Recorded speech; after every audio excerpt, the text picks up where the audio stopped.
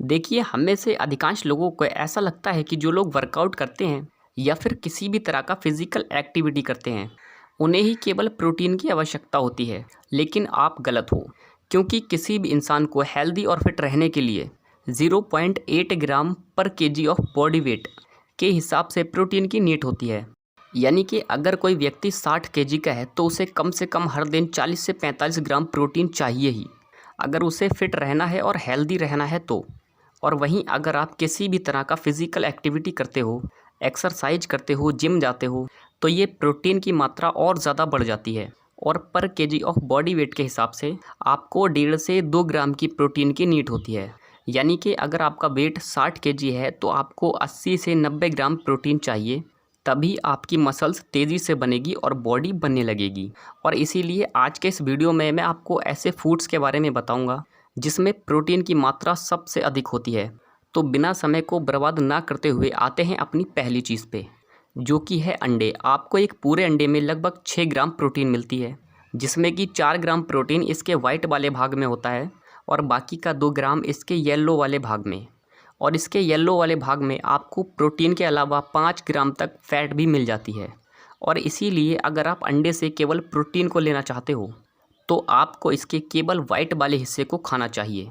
और अंडे के वाइट वाले भाग में मिलने वाले प्रोटीन की सबसे ख़ास बात ये होती है कि ये हमारे बॉडी के द्वारा एब्जॉर्ब कर ली जाती है, जिससे इसका पूरा फ़ायदा हमारी बॉडी को मिलता है।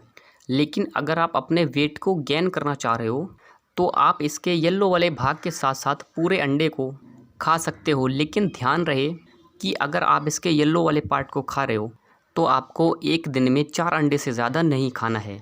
लेकिन अगर आप इसके वाइट वाले हिस्से को खाते हो तो आप एक दिन में 8 से 10 अंडे को खा सकते हो।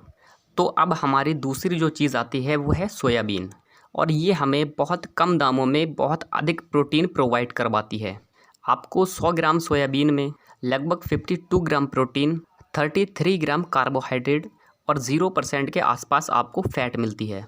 यानी कि प्रोटीन के लिए यह एक बेस्ट सोर्स है। लेकिन सोयाबीन को खाते वक्त आपको एक बात का ध्यान रखना है कि आप इसका एक दिन में 100 ग्राम से ज़्यादा का इस्तेमाल ना करें, क्योंकि इसमें फाइटोएस्ट्रोजन नामक एक हार्मोन होता है जो कि हमारे बॉडी के हार्मोन्स को डिसबैलेंस कर देती है और जिससे कि हमारा हेल्थ भी ख़राब हो सकता है। इसीलिए आप इससे प्रोटीन तो ले सकते हो, लेकिन इसका प्रयोग कम मात्रा में करें। तो अब हमारी जो तीसरी चीज़ आती है वो है मूंगफली, और ये भी प्रोटीन का एक बहुत अच्छा सोर्सेज है। आपको 100 ग्राम मूंगफली में 28 ग्राम प्रोटीन, 16 ग्राम कार्बोहाइड्रेट और लगभग 50 ग्राम तक फैट होता है। और इसीलिए अगर आप अपने वेट को गेन करना चाह रहे हो तब तो आप इससे प्रोटीन को ले सकते हो। लेकिन आप अपने फैट को लॉस करना चाह रहे हो, वेट को कम करना चाह रहे हो, तो आपको मूंगफली का सेवन नहीं करना है, क्योंकि इसमें काफ़ी हद तक गुड फैट की मात्रा होती है जो कि आपके वज़न को घटाने की जगह उल्टा बढ़ाने लगेगी। तो अब हमारी जो चौथी चीज़ आती है वह है चना, मूंग और जितनी भी तरह की दाल है।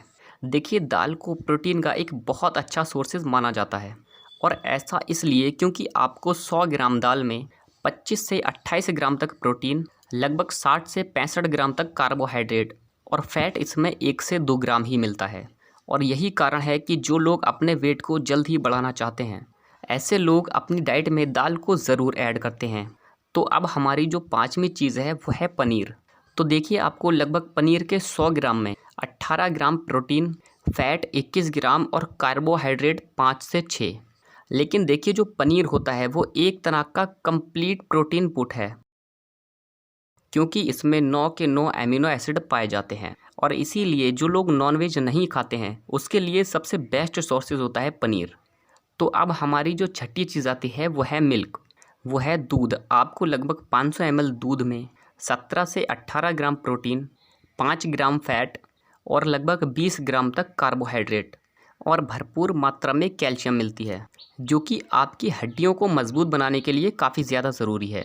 देखिए, अगर आप किसी भी तरह का फिज़िकल एक्टिविटी करते हो, रनिंग करते हो या फिर वर्कआउट करते हो, अगर आपकी हड्डियाँ मजबूत हैं ना, तो आप इस फिज़िकल एक्टिविटी की लाइन में बहुत अच्छी परफॉर्मेंस कर पाओगे। लेकिन मिल्क में जो प्रोटीन मिलता है ना, वो एक स्लो डाइजेस्टिव प्रोटीन होता है और इसीलिए यह जल्दी नहीं पचती है।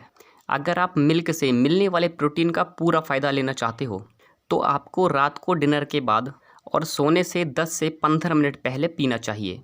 तो अब हमारी जो 7वीं चीज़ आती है वो है मछली। देखिए, अलग अलग मछलियों में अलग अलग प्रोटीन की मात्रा होती है, लेकिन जो मछली अंदर से सफ़ेद होती है उसमें प्रोटीन की मात्रा अधिक पाई जाती है। आपको 100 ग्राम मछली में 25 ग्राम प्रोटीन, 1 से 2 ग्राम फैट और लगभग कार्बोहाइड्रेट 7 से 8 ग्राम होता है। देखिए, एक तो मछली में फ़ैट की मात्रा कम होती है, ऊपर से कार्बोहाइड्रेट भी कम होता है और इसीलिए यह एक गुड सोर्स ऑफ प्रोटीन माना जाता है। और यही कारण है कि बड़े बड़े बॉडी बिल्डर्स प्रोटीन के लिए मीट की जगह मछली को खाना पसंद करते हैं। तो अब हमारी जो 8वीं चीज़ आती है वो है मीट यानी कि मांस।